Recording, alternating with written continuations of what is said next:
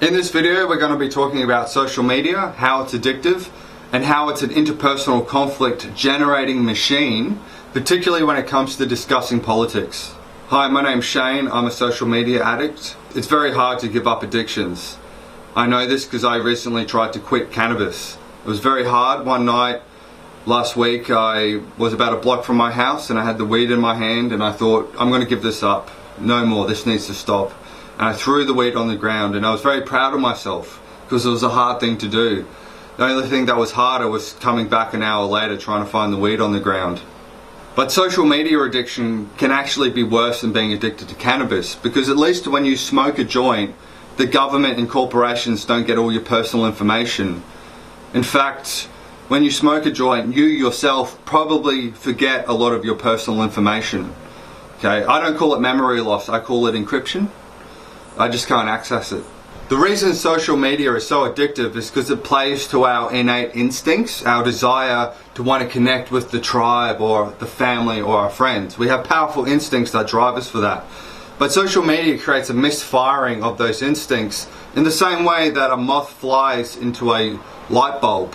Because the moth's instincts thinks that the light is the moon, and so it's like flying there going, yeah, this is great, I'm having a great time. The other night I was alone in my room in my underwear at 2 AM in the morning on Facebook, and this moth started flying into the light of my laptop, and I was like, stupid moth, it thinks it's the moon. Here I am with all my friends getting my social needs met. Social media is meant to make us more connected, but it hasn't really done that. Think about the term selfies. Let's not call it that. Let's call it what it actually is, okay? It's an aloney, not a selfie. Because you're alone in that moment. They're desperately going, oh, I hope someone out there likes my contrived facial expression. They've even got the selfie stick. There's a stick people put their smartphone on the end of to take a photo of themselves.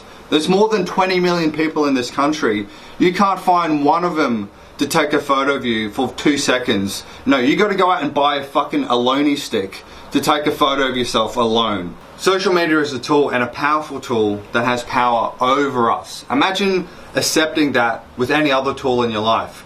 Imagine if every 30 seconds to a minute you just felt this powerful craving to just pull out a power drill out of your pocket and just go zzz, zzz, zzz. Social media creates online echo chambers that helps fuel radicalism, because the algorithms that make up your feed or suggested videos are based on videos that you've already liked. In the early days of the internet, people used to call the internet the Information Superhighway, but it's now become more of the Information Super Roundabout, where you just go round and round and round, watching what you've already watched until you're really sure of your views. For example, there's a subculture called bronies. What bronies are is adult men who love the show My Little Pony that's aimed at young girls. Now they meet up and they have conventions and stuff. Before the internet, bronies couldn't exist, because you wouldn't be able to walk into a pub or a bar and go, g'day guys, I love My Little Pony, who else loves My Little Pony? And they'll be like, who the fuck is this lunatic here? But because of the internet, they're able to organise, and now they have big conventions and brony conventions, and it's a big subculture, and it makes them think that their fringe interests are more universal than they actually are. Now, bronies seem harmless enough, but imagine if there was another sort of subculture online that maybe their views were a bit more dangerous. I don't know, let's pick something at random. I don't know, let's say white supremacists. Ponies aren't just for girls, let this tale unfurl. Twilight sparkle, pinky pie, applejack and fluttershy. People often comment on social media and get into political arguments thinking that they're upholding their great cause and that they're changing people's opinion, man.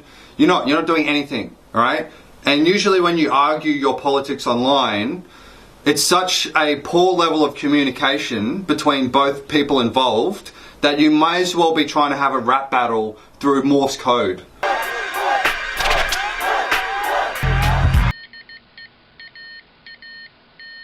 Because what we learn from organisational behaviour theory, which is what governments, businesses and militaries use in order to try and set up their organisations, 42% of what managers do is deal with interpersonal conflict. Now, I'm not for managers, but in any kind of society that is going to be less hierarchical and not have bosses, has to deal with the problem of interpersonal conflict.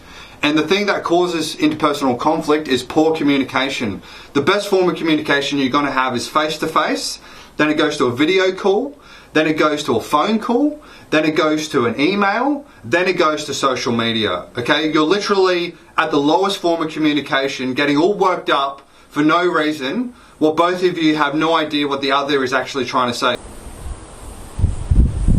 Refugees are not a burden on the economy. There's a great amount of data that shows that they can actually increase the economy. It's the bankers and the corporate interest that causes the destruction of the middle class. Me and all my mates have lost our jobs and no one is talking about it. And the media keeps saying that it's the refugees that are doing it and the terrorists. Blah, blah, blah. Racist. Blah, blah, blah. Shame. Come on. Blah, blah, blah, blah. Privilege. Fuck off, blah, mate. blah, blah, blah, blah, blah, blah. Blah blah, Pauline Hanson. Blah blah, blah blah blah, brown people. Blah blah blah blah, true Aussie. Blah blah blah, patriot mate. Blah blah blah blah. In conclusion, let's learn from the bronies. Use social media to connect and then meet up in real life and do something.